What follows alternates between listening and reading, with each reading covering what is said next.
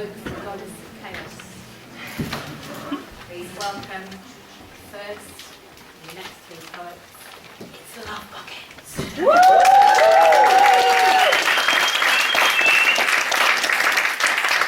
Invoking the goddess of chaos does have its issues. We've had a few technical hitches. If it all goes terribly wrong, then you know how to blame. So this is dedicated to Adam, Cass, and the 69. Woo! Our mission, a mass magical act. Our potion, a Higgs boson, birthed by a justified ancient of MuMu. And Eris's dress, in the wisps of which our bricklayer was begot. We shall not stop. Break Arisian mysteries apart. Consign war to history. Send sacred dance into space. The sirens of Titan are titanic. The icebergs, their frozen friends.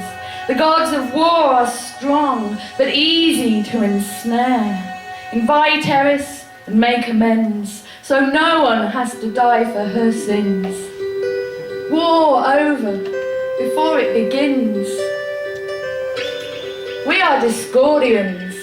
We stick apart, but now we are pilgrims, glued together, a super individual constituted of 69 parts, each one a card in a deck of tarot, the pilgrim's tarot.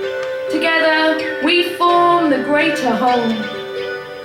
This is a true story, the story of all time, the story of humankind, the story where we all thrive, the big story, made up of all the other stories, the story to end all stories, the story of how we sacrificed story. Enter the dream fisher. She is scraps from the sky, wisps of lace that fly in on wings, flitter into view in the dark. She is the lucid void beyond all form, interconnecting all things. Does she dream in events that have happened, or do events happen because she has dreamed? The dream fisher balances a blushing Higgs tomato on a dusty medicine bottle labelled universal indicator, surrounds it with old coins, slumbers and schemes. Our dreams do not only speak to us, they speak to one another in a language we can't understand. They are a choir of voices, discordant, antiphonic, responsive. They are all sounding, they are all talking, they're all listening to the unborn, clustered on the moon, wrapped in the realm of dreams. We become the Chronos and the Kairos, the beating heart of the clock, fluid in the moment of opportunity. We are Metis, we are Valis, we are cunning and guile, we are daft and deft and eternal, we are fleeting and forever. And so it is Higgs, not Higgs boson, but Blaine Higgs, John Higgs. Pessimism is for lightweights Higgs, who leads us onto this sandy air, this holy ground, the ground we walk, the world that flows beneath our feet. The time wizards tell us we will manifest the divine, reset time, we'll bump reality onto a new timeline. We'll unite the binaries, save the bees, and for goddess sake, bring about world peace by blagging Eris into the pot, the bricklayer into these. False teeth must be worn for all ritual elements to stop us taking ourselves too seriously and becoming cosmic smucks. Burn on everyone, let's go! Well, what are we doing? The bricklayer says, I don't know what. I don't even know these. The fact that we don't know what we're doing is what gives us a chance to succeed. Our disorder of service is out of line. Plenary time has broken through and let our uncertainty loose. We eat the menu and become the map. Now there's no turning back. We proceed.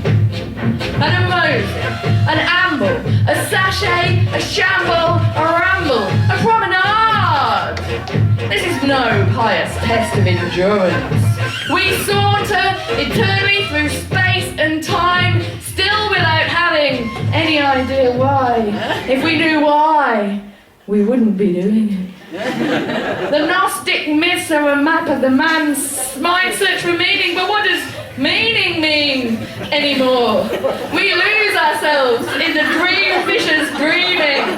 Our wishes fulfilled by her whisks of wings. We fly away to the foot of the giant and the psychogeographer begins to sing. I've been really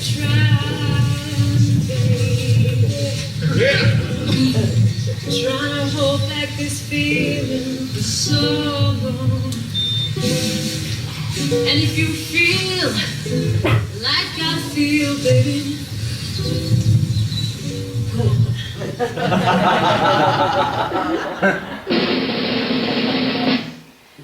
at the foot of the giant, we strip ourselves of stories told, glad of our sperm hats, laughing through our false teeth, as the rude man of CERN sprays us with all of his tales, raining mythological seeds, the history of Albion lost in his mist.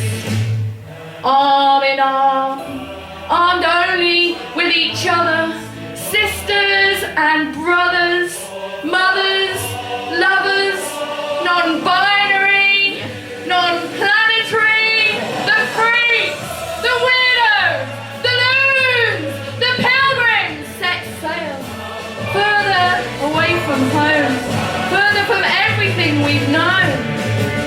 And the sunlight clasped the earth, and the moonbeams kissed the sea. What is all this sweet work worth if we can't break free from reality? If we're Medusaed by old mythology, exploring new lands inside, new territories outside, building a new Medusa not just for England but for everyone. Captain Clark welcomes us on board, clipboard in hand, a treasure chest ready for the ritual burn. All right, enough already!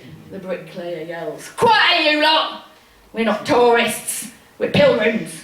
And the ancient rite of shushing the pilgrims begins. As we remember our mission and enter the sacred space.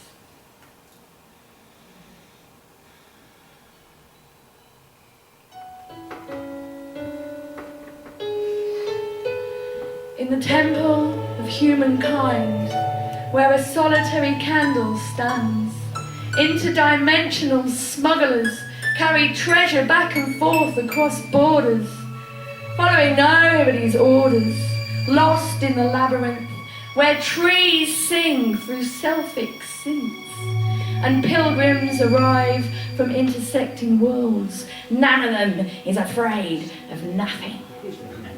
For decades known as the Seekers, those who seek something more, hidden in our depths, gazing up inside ourselves, unearthing ourselves, rebirthing ourselves. We are absent friends in waiting. The flames of the pyres lick us clean. We are ancestors at the gate. If the moon can be born anew every 28 days, why not us too? Living inside a great dream, the pilgrim's intent takes shape. Our movements beseech the unseen.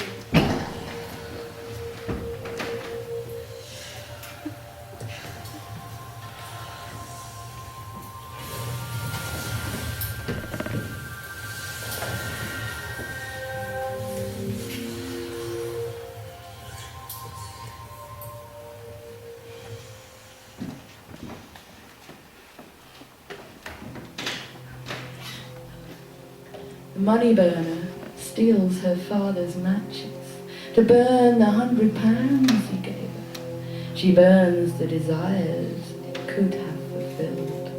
She burns the trick of believing.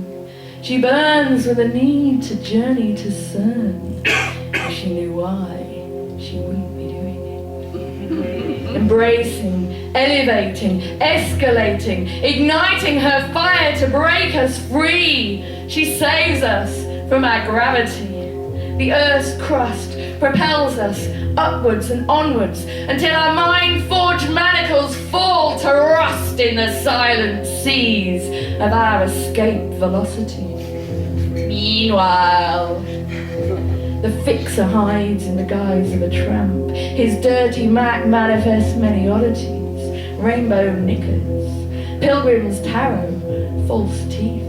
The unperturbed audience buys his wares. Jugglers and clowns fool around in its mages. A hum begins amongst the throng as the Discordian accordionist plays. He is Ronald McDonald, horned, behooved. The pilgrims submit to his bidding. Now there are falcons in their daydreams. The great I am is in their eyes. If they knew why, they wouldn't be doing it.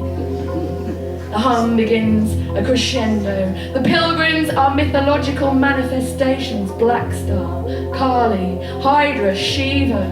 The crowd heaves as the binaries unite, destroying all that has gone before, wiping the floor until it's slate clean. The daughter of Zardos has dreamed her dream, opening the door to the unseen curtain, drawing veils over all that was certain.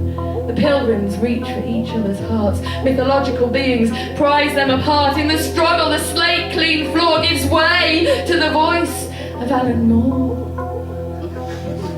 It was the year when they finally immobilized the Yog-Sothoth! The one from the zero, the male from the female, the yin from the yang, the chaos from order. Children in a board game, time at play, bored by humanity, invisibly restricted by fictions of yore. Meanwhile, dancing creatures cavort, pillars of destiny burn, the world is shivering and naked as it bursts into flames. Time is bored by the same old board games. Is chaos really this cliched? Shall we give it another try? And we learn to play off the board. The authenticator unveils the book of synchronicity. The pilgrims fall silent as she finds the page. Our sage reads under blood-red sky. You wouldn't be doing it if you knew why. Naked grace missionaries arrive and sing a song about nothing. Not the nothing that does exist, but the nothing that has never existed. Nothing is more important than God. Through the curtain, they lead us to CERN. We have awakened the giant. The dream fisher has dreamed her dreams. The pilgrims have been puppets. The plants have sung with the trees. We have weaved fractal relationships twixt fiction and fact, and stacked our tarot pack with wonder. Meanwhile, in the center of CERN stands Shiva. The pilgrims gift him his Kali. We weave the fabric of reality together from the warp and the weft of what we individually project to see what a totality might beget. We raid in the noosphere, ride the hell out of it, and still no one has stopped us yet.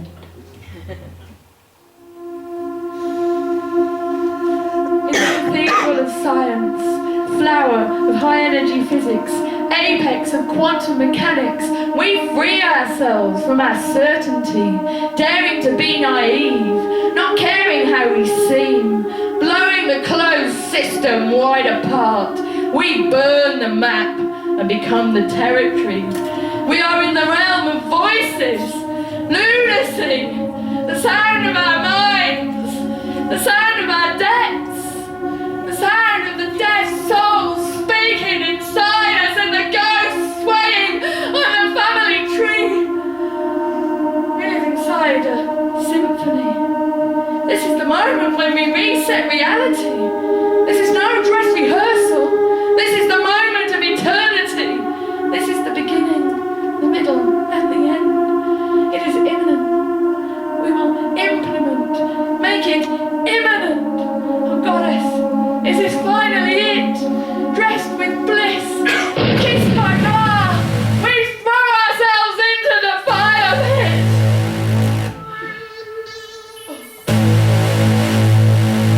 If we knew why. If we knew why.